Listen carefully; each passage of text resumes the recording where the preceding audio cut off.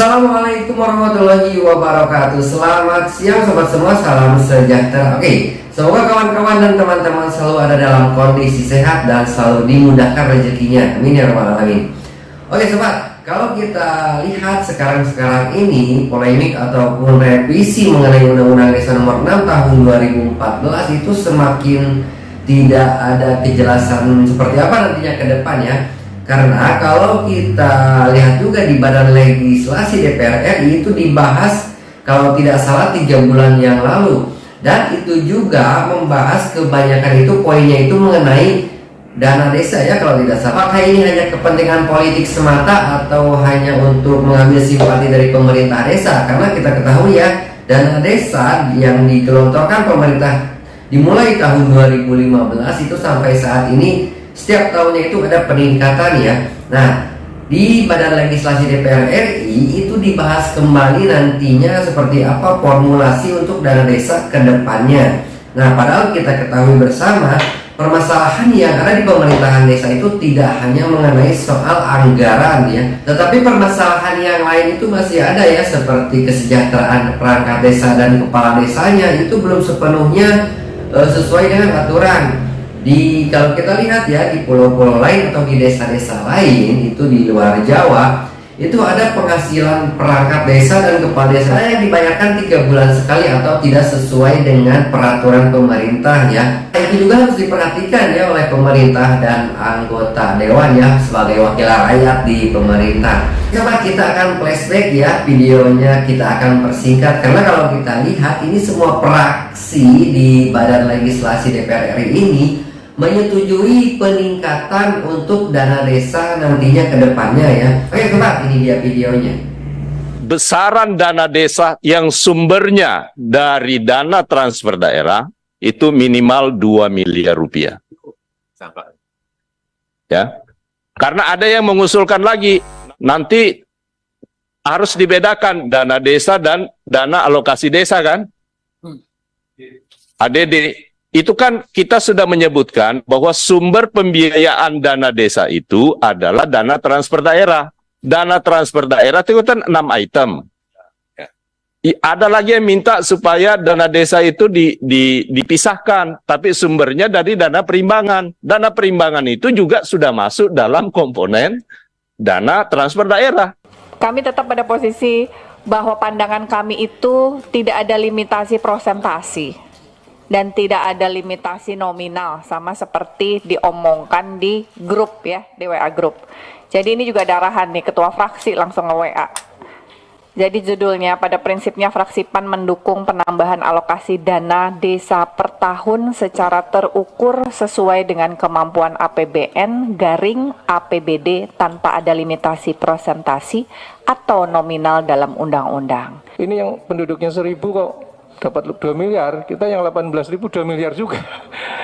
Jelas ini kan tidak berkeadilan lah. Oleh karena itu menurut saya memang pendekatan persentase itu lebih pas ya. Kalau mau ada mengakomodir juga dengan jumlah minimal, memang harus benar-benar dihitung bersama pemerintah nantinya berapa sih kemampuan pemerintah. Kalau kita flat 2 miliar minimal, nah kalau itu diberlakukan sekali lagi untuk sebuah desa dengan warga cuma 1000, ya tentu yang 18.000 juga ada perhitungan rasionalitasnya sehingga memenuhi azas berkeadilan untuk sekali lagi menjadikan desa sebagai pusat pertumbuhan. Ketua, bahwa kita percaya desa memiliki kemampuan untuk bisa mengelola itu dan fokus kepada perencanaan jangka panjang ataupun pendek yang memang sudah dihasilkan oleh desa melalui musyawarah desa itu gitu. Nah tentu memang kita kunci ini juga menganut asas keadilan dan proporsionalitas, sehingga nggak perlu khawatir kalau misalnya ada desa yang memiliki penduduk sampai 18.000, bahkan di dapil saya itu ada satu desa itu yang 23.000, hak pilihnya 21.000 ketua. Itu tidak masuk akal kalau kemudian menerima katakanlah 2 miliar pun juga tidak adil dibandingkan dengan penduduk yang mungkin hanya 3.000 atau 2.000. Semakin besar dana desa kita berikan dalam bentuk apapun, apakah itu dana DAD atau ADD atau bentuk apapun namanya, sepanjang untuk dipergunakan untuk kepala desa, untuk kemakmuran rakyatnya, tidak ada masalah. Tapi saya selalu ingatkan, jangan juga semakin besar dananya kita transfer ke daerah, semakin banyak peluangnya aparat penegak hukum melakukan penangkapan kepada kepala desa. Ini harus juga kita pikirkan rame-rame, bukan hanya besaran berapa banyak, ya Ibu Desia, tetapi berapa banyak kekhawatiran kita terhadap penyalahgunaan dana desa itu dan sebagainya. Assalamualaikum warahmatullahi wabarakatuh, pimpinan dan anggota balik yang saya hormati. Fraksi PKS pasti mendukung peningkatan transfer pusat ke daerah untuk dana desa. Untuk kita ketahui, mungkin kita baca bersama, saat ini itu nilainya lebih kurang 70 triliun, 70-an triliun. Sempat menurun di tahun 2021 dan 2022-2023 kembali meningkat lebih kurang 72 triliun atau sampai 73 triliun.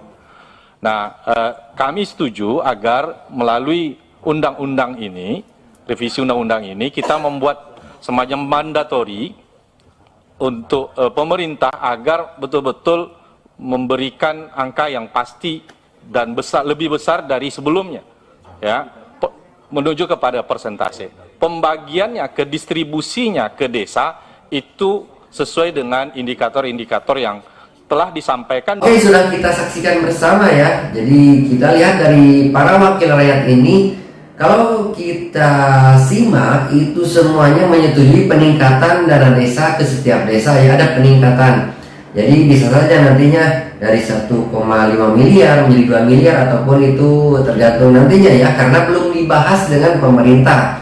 Akan tetapi kita lihat juga di sini jangan sampai dana desa itu menjadi poin penting untuk revisi undang-undang desa ya, karena masih banyak polemik ataupun permasalahan yang ada di pemerintah desa selain dari dana desa itu sendiri. Itu harus diperhitungkan juga ya oleh pemerintah dan wakil rakyat kita di DPR RI.